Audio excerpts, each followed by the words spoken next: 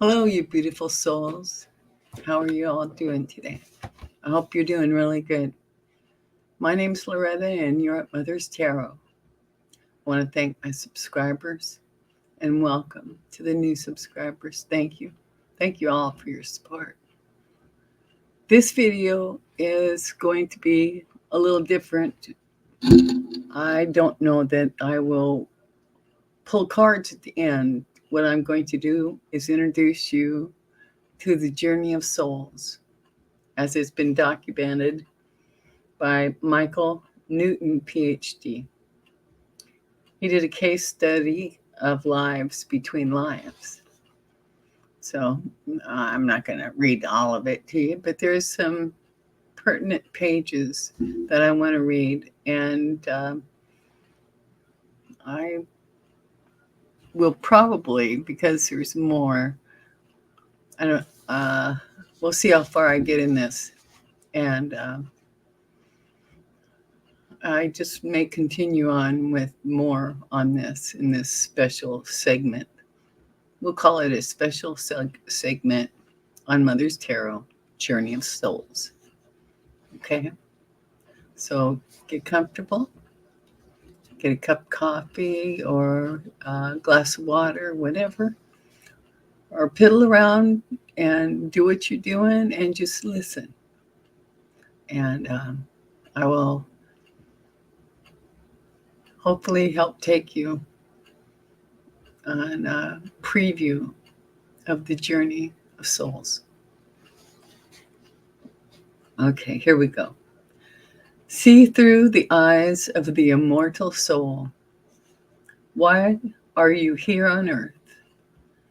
Where will you go after death? What will happen to you when you get there?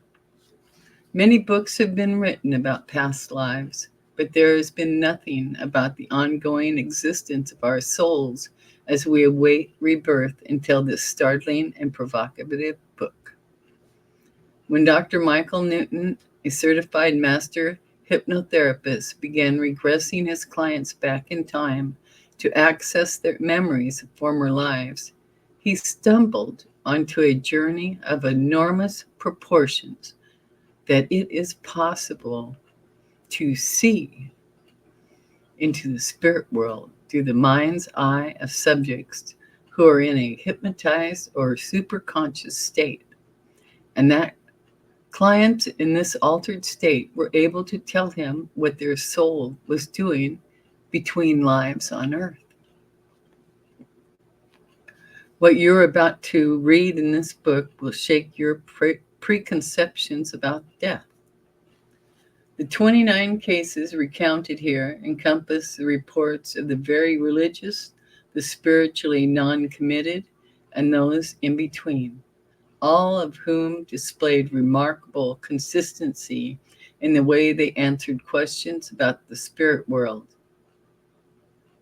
Dr. Newton carefully questioned new souls and old souls with many incarnations about the appearance and hierarchy of the spirit world, spirit guides, why each soul is assigned to a particular soul group, and about the experience of meeting soulmates on earth and in the spirit world. Dr. Newton learned that the healing process of finding one's place in the spirit world was far more meaningful for his clients than describing their former lives on earth. Journey of Souls represents 10 years of his research and insights to help you understand the purpose behind your life choices and how and why your soul and the souls of those you love lives eternally. Okay. The introduction. Are you afraid of death? Do you wonder what is going to happen to you after you die? Is it possible you have a spirit which came from somewhere else and will return there after your body dies? Or is this just wishful thinking because you are afraid? It is a paradox that humans alone, of all creatures of earth, must repress the fear of death in order to lead normal lives. Yet our biological instinct never lets us forget this ultimate danger to our being. As we grow older, the specter of death rises in our consciousness. Even religious people fear death is the end of personhood. Our greatest dread of death brings thoughts about the nothingness of death, which will end all associations with family and friends. Dying makes all our earthly goals seem futile. If death were the end of everything about us, then life indeed would be meaningless. However, some power within us enables humans to conceive of a hereafter and to sense a connection to a higher power and even an eternal soul. If we do actually have a soul, then where does it go after death? Is there really some sort of heaven full of intelligent spirits outside our physical universe? What does it look like? What do we do when we get there? Is there a supreme being in charge of this paradise? These questions are as old as humankind itself and still remain a mystery to most of us. The true answers to the mystery of our life the true answers to the mystery of life after death remain locked behind a spiritual door for most people. This is because we have built-in amnesia about our soul identity, which on a conscious level aids in the merging of the soul and human brain. In the last few years, the general public has heard about people who temporarily died and then came back to life to tell about seeing a long tunnel, bright lights, and even brief encounters with friendly spirits. But none of these accounts, written in the many books on reincarnation, has ever given us anything more than a glimpse of all there is to know about life after death. This book is an intimate journal about the spirit world. It provides a series of actual case histories which reveal in explicit detail what happens to us when life on earth is over. You will be taken beyond the spiritual tunnel and enter the spirit world itself to learn what transpires for souls before they finally return to earth in another life. I am a skeptic by nature, although it would not seem so from the contents of this book. As a counselor and hypnotherapist, I specialize in behavior modification for the treatment of psychological disorders. A large part of my work involves short-term cognitive restructuring with clients by helping them connect thoughts and emotions to promote healthy behavior. Together, we elicit the meaning, function, and consequences of their beliefs, because I take the premise that no mental problem is imaginary. In the early days of my practice, I resisted past life requests from people because of my orientation towards traditional therapy. While I used hypnosis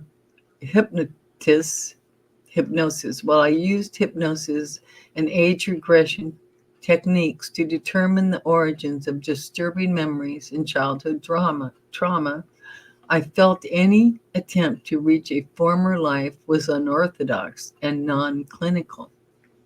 My interest in reincarnation and metaphysics was only intellectual curiosity until I worked with a young man on pain management. This client complained of a lifetime of chronic pain on his right side. One of the tools of hypnotherapy to manage pain is directing the subject to make the pain worse so he or she can also learn to lessen the aching and thus acquire control. In one of our sessions involving pain intensification, this man used the imagery of being stabbed to recreate his torment.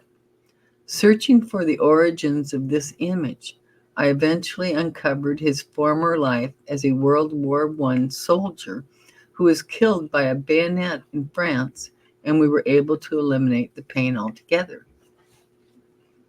With encouragement from my clients, I began to experiment with moving some of them further back in time before their last birth on Earth. Initially, I was concerned that a subject's integration of current needs, beliefs, and fears would create fantasies of recollection. However, it didn't take long before I realized our deep-seated memories offer a set of past experiences which are too real and connected to be ignored.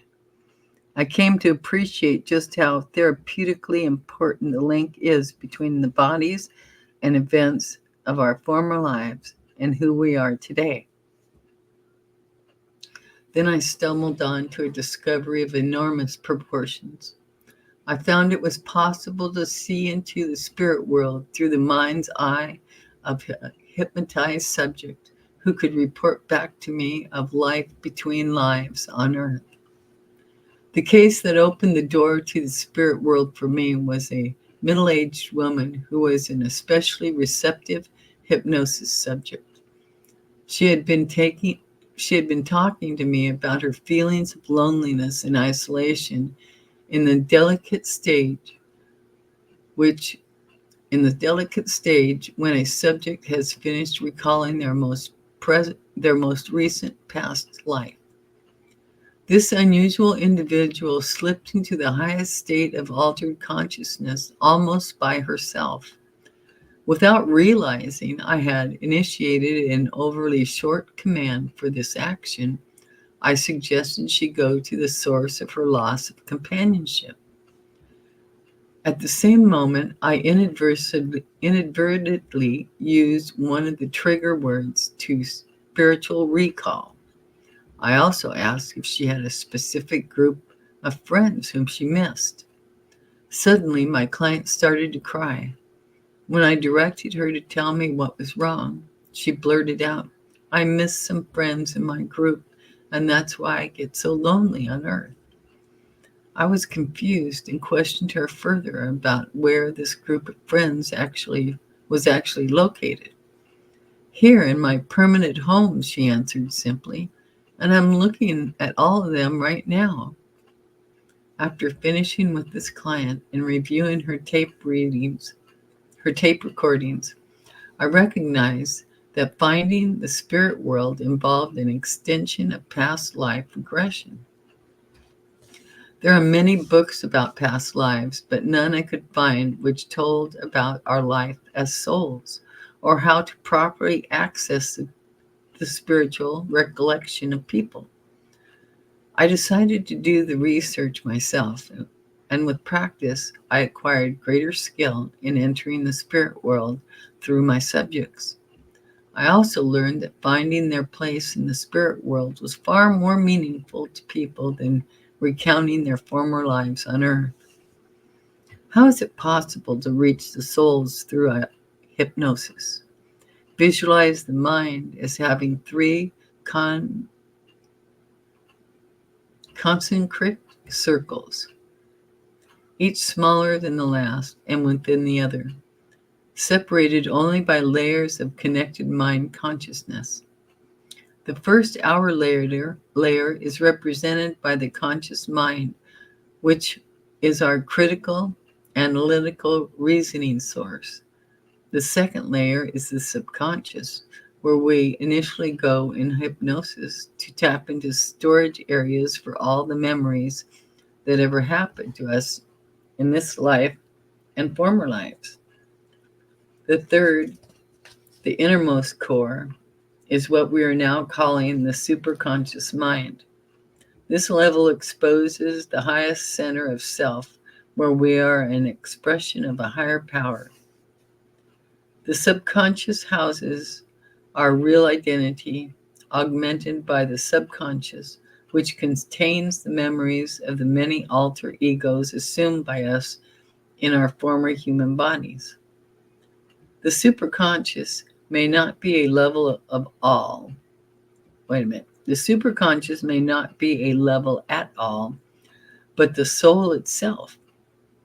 The superconscious mind represents our highest center of wisdom and perspective. And all my information about life after death comes from this source of intelligent energy.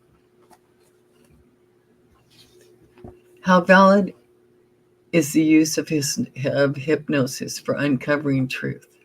People in hypnosis are neither dreaming nor hallucinating. We don't dream in chronological sequence nor hallucinate in a directed trance state. When subjects are placed in trance, their brain waves slow from the beta wake state and continue to change vibration down past the meditative alpha state into various levels within the theta range. Theta is hypnosis, not sleep. When we sleep, we go into the final delta state where messages from the brain are dropped into the subconscious and vented through our dreams. The theta, however, the conscious mind, is not unconscious, so we are able to receive as well as send messages in all memory channels open. Once in hypnosis, people report the pictures they see and dialogue they hear in their unconscious minds as literal observations. In response to questions, subjects cannot lie, but they may misinterpret something seen in their unconscious mind, just as we do in the conscious state. In hypnosis, people have trouble relating to anything they don't believe is the truth. Just a note from me here. This book is full of the interviews of those 29 people in hypnotic states. I'm not beginning there. I'm in the introduction right now, and there's other pages that I'm going to read prior to ever getting started with the communication between the doctor and the client. I just wanted to interject that. It's fascinating. So I will continue, and I hope you're still with me. It'll be well worth it, I believe. Some critics of hypnosis believe a subject in trance will fabricate memories and bias their responses in order to adopt any theoretical framework suggested by the hypnotist. I find this generalization to be a false premise. In my work, I treat each case as if I were hearing the information for the first time. If a subject were somehow able to overcome hypnosis procedure and construct a deliberate fantasy about the spirit world or free associate from preset ideas about their afterlife, these responses would soon become inconsistent with my other case reports. I learned the value of careful cross-examination early in my work, and I found no evidence of anyone faking their spiritual experience to please me.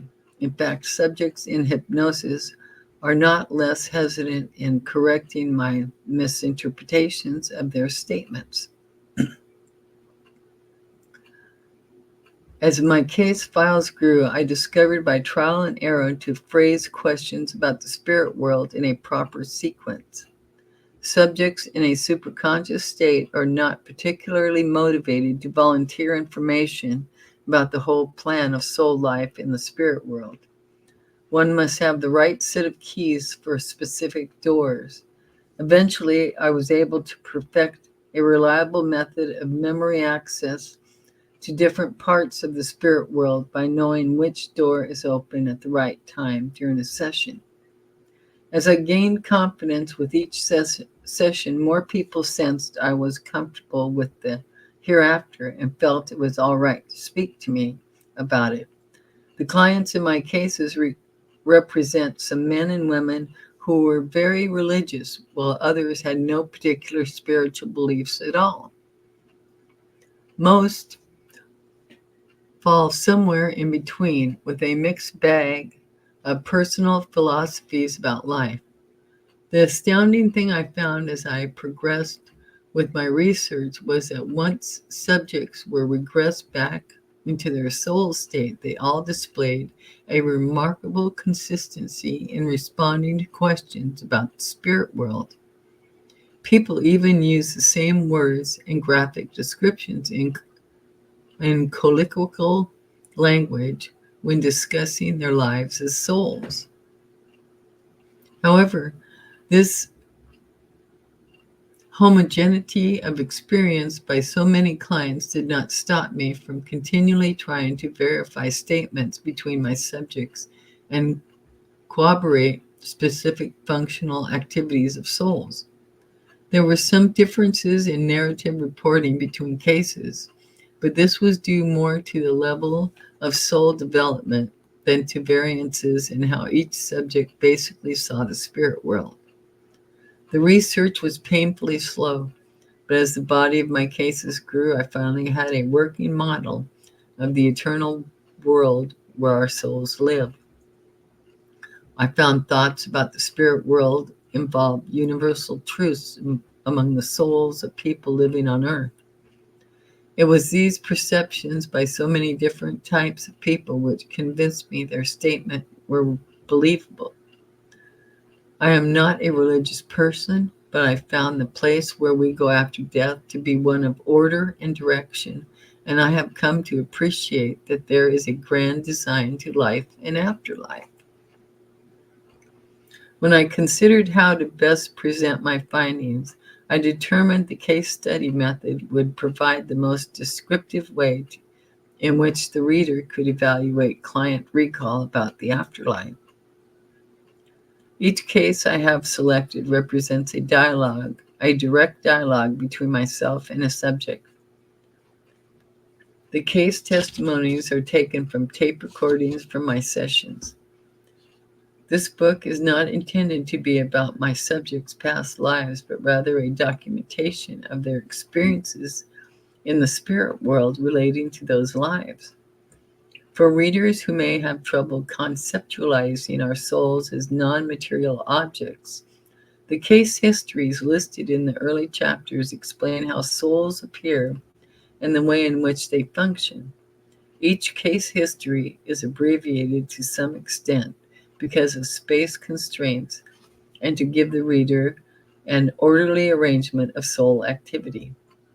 The chapters are designed to show the normal progression of souls into the out-of-spirit world, incorporated with other spiritual information.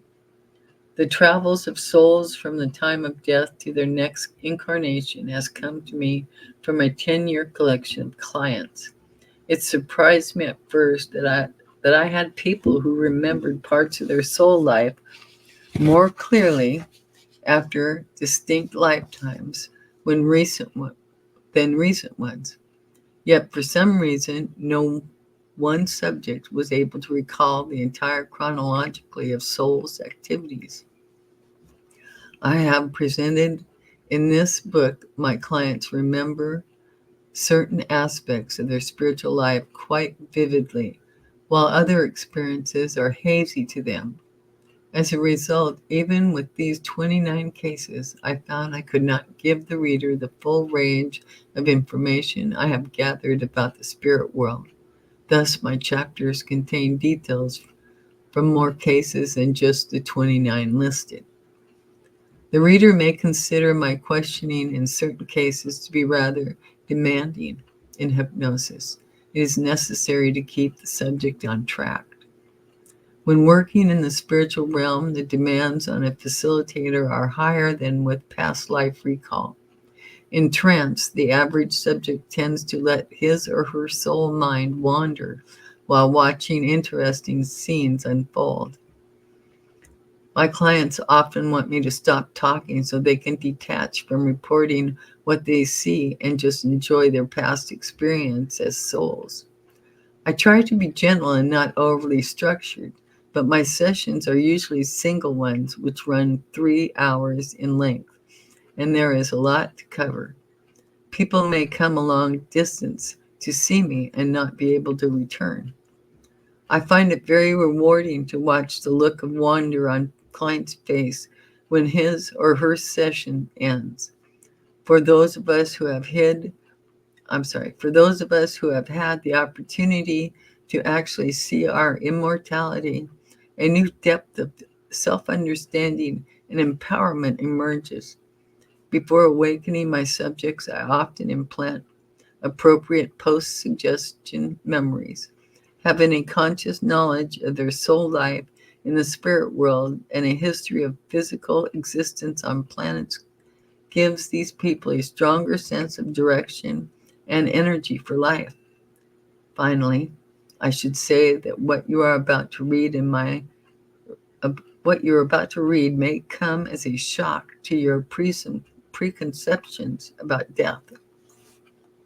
The material presented here may go against your philosophical and religious beliefs. There will be those readers who will find support for their existing opinions. For others, the information offered in these cases will appear to be subjective tales resembling a science fiction story. Whatever your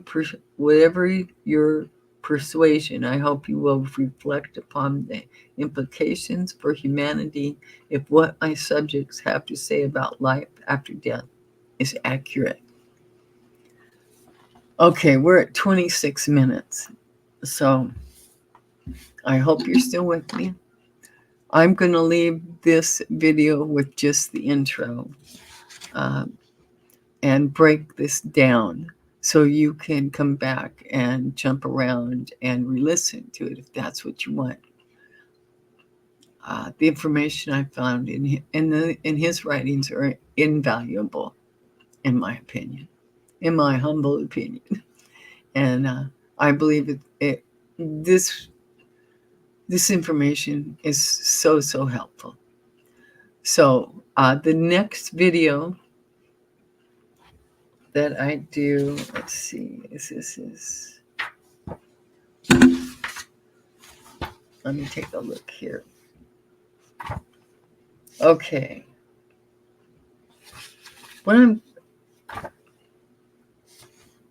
There's a little bit here about death and departure. And the next one is Gateway to the Spirit World. Or I'm not going to read the interview itself. I'm just going to read going into it and to give you an idea of what's in here, I think. I think. I didn't know I was going to do this until last night, and the guides said I should do this, and I know that I have one special person that I believe this will help immensely. And she's a young mom, so I hope you're listening, and I believe you are. So if no one else ever listens to this and benefits from this, you will. And that's what's important. And I also have a copy of the book here waiting for you. So the next time you're in town, call me or text me, and I'll get the book to you. But this is really very important, and this will help many people. So I am going to try to give a decent overview or picture of what I've learned from reading this man's work. So I will end this video now, and thank you for spending time with me. Remember to take real good care of yourselves. Okay, meditate, go for a walk, whatever you need to do. And also, don't forget, be your own best friend. Love yourself, love the others, be the light. Okay, I'll see you in the next video. Bye for now.